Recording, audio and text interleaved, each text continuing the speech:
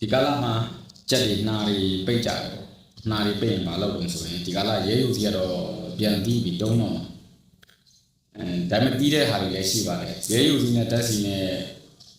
နေပြီးနှာခေါင်းလေးတွေမှုတ်တာကောင်းတယ်ဖွင့်ပြတာလည်းကောင်းတယ်အခုကျွန်တော်တို့ပေါ်ပြဒီဘာလို့နှာပိတ်တာတို့ဒူးရောင်တာတို့ဒီကျွန်တော်တို့မြက်ပိုးကြတာလို့ဆိုရင်ပထမဆိုတဲ့စေတော်တော်လေးကောင်းတယ်သူကထိုးစေသူကဝက်ကလေးပိုးတက်စေဆေးရတော့ဝက်ကလေးပိုးတက်စေကျွန်တော်ကြောက်ခုနဲ့ချွဲကတ်တာပေါ့ကလောနဲ့ဆိုတော့ကိုတဲ့ချက်ကချမ်းမန်းဖုံးပေါ်တော့ချွဲကတ်နေတာကရောနဲ့ဟုတ်လားဆိုတော့ဟုတ်တယ်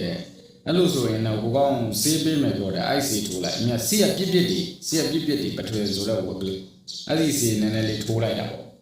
ထိုးလိုက်ပြီးတော့နောက်ရကြတော့အဲ့ချွဲကြတာလည်းပျောက်သွားတယ်ဒူးလေးရောင်နေရလည်းပျောက်သွားတယ်အဲ့ဆေးကဘယ်ဆုံးအဲ့ဒါနဲ့မထူးရောင်စမ်းကြည့်အောင်ဘယ်အဲ့တကောင်ရှိရတဲ့ချီပီဝမ်းကြဖြစ်နေတာအဲ့ကြက်လည်းထိုးတာပျောက်သွားတယ်အဲ့ဒီပထမဆိုတဲ့ဆေးလေးတော်တော်ကောင်းတယ်ပထမဆေးရသူက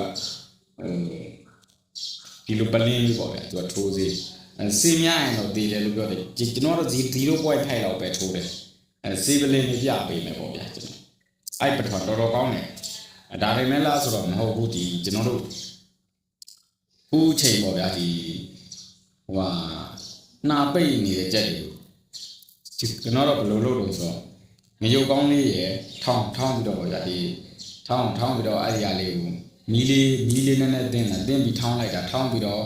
တခါဘာလုပ်တော့ဆိုတော့ဒီကျွန်တော်